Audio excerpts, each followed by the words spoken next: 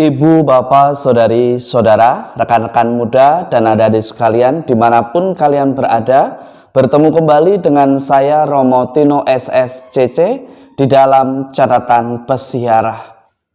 Di dalam perjalanan persiaran kehidupan kita, Anda dan saya serta kita semua seringkali jatuh pada sikap membanding-bandingkan antara diri Anda, diri saya, dengan sesama kita.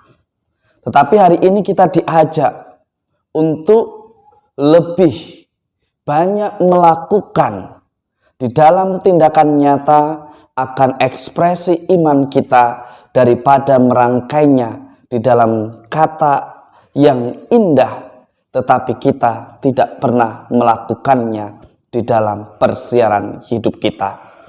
Sebelum kita mendengarkan permenungan dari catatan pesiarah, marilah kita membuat tanda kemenangan Kristus. Dalam nama Bapa dan Putera dan Roh Kudus. Amin. Allah Bapa yang Maha Kuasa, Santo Antonius Engkau berikan kepada umat-Mu sebagai pengkhotbah ulung dan penolong dalam berbagai keperluan.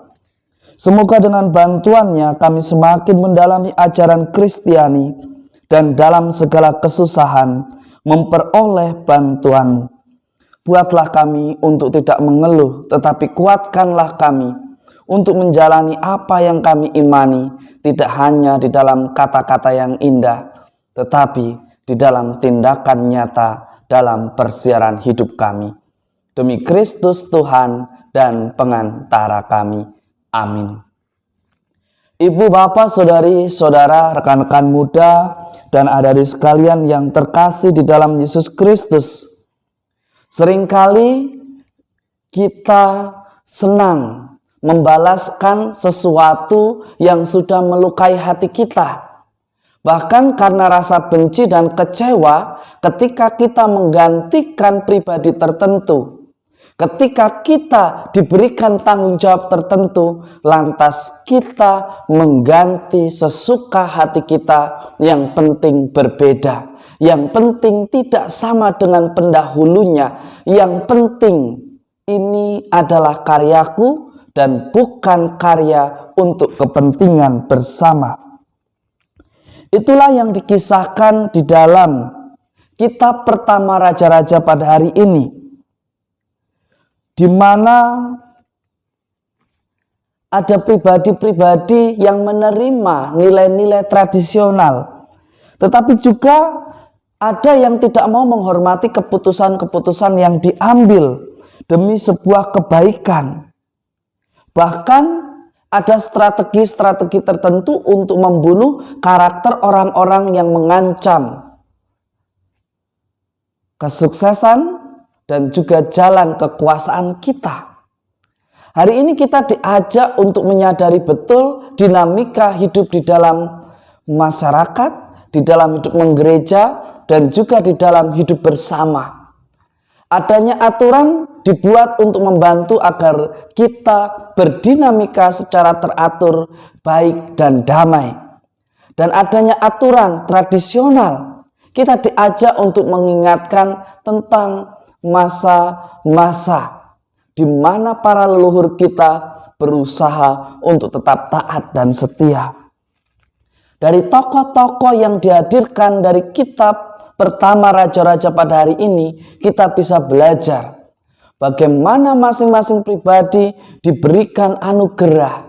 Kita diajak untuk tidak saling membandingkan, tetapi mengambil sesuatu yang baik dan meneruskan apa yang sudah diputuskan demi sebuah kebaikan bersama. Bukan hanya sekedar untuk memuaskan ambisi kita, hanya sekedar untuk membuat nafsu kita terpuaskan dengan segala sesuatunya harus diganti dan berbeda dari pendahulunya.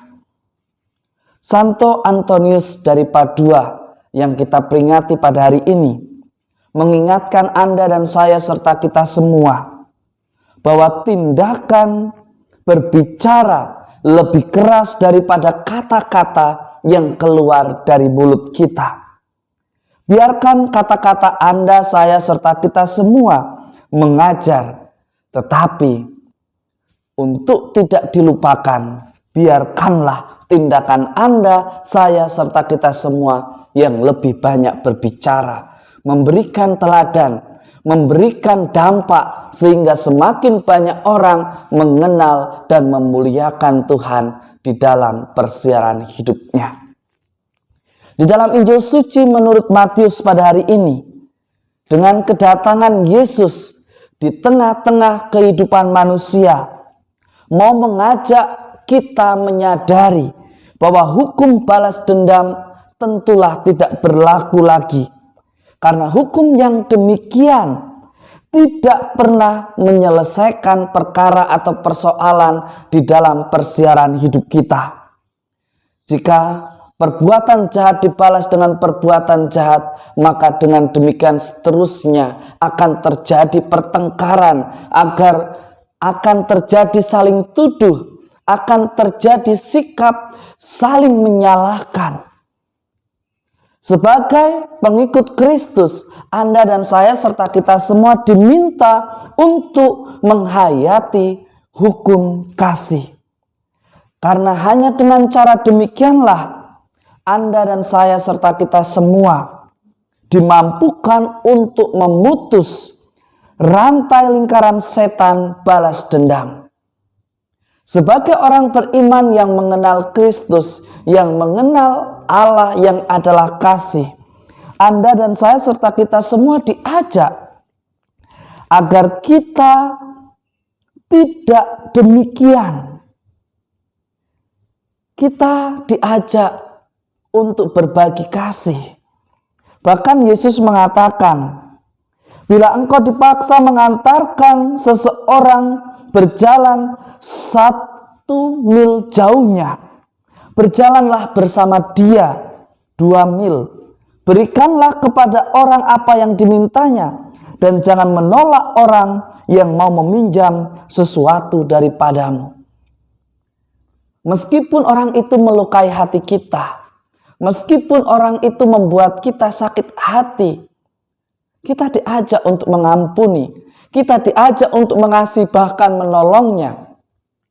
Jika kita dimampukan untuk menolongnya, sungguh akan menjadi bahaya dan juga akan menjadi duka cita yang mendalam ketika Anda dan saya serta kita semua dimampukan untuk membantu, tetapi kita tidak membantunya. Berarti kita memutus berkat yang berasal daripada Tuhan. Ketika Anda dan saya serta kita semua dimampukan untuk berbagi, mari kita usahakan untuk tetap berbagi, tetap semangat, tetap untuk menghadirkan kasih Allah secara nyata di dalam tindakan kita. Jangan karena dia melukai, jangan karena dia adalah orang yang dibenci, lantas kita memutus berkat itu, padahal kita mampu untuk memberikan dan berbagi serta menolongnya. Namun hanya karena kita merasa kecewa, kita tidak melakukannya. Itu adalah sikap yang mestinya dijauhi oleh Anda dan saya serta kita semua sebagai orang beriman. Semoga berkat Tuhan senantiasa melindungi dan memberkati kita semua, Bapa dan Putera dan Roh Kudus. Amin. Jika Anda dan saya serta kita semua dimampukan untuk berbagi kasih, berkat dan sukacita serta kebaikan, lakukanlah itu. Karena tindakan Anda dan saya serta kita semua lebih berbicara tentang kasih Allah daripada rangkaian kata indah yang berbentuk puisi yang kita lantunkan kepada sesama. Selamat beraktivitas, Tuhan memberkati. Amin.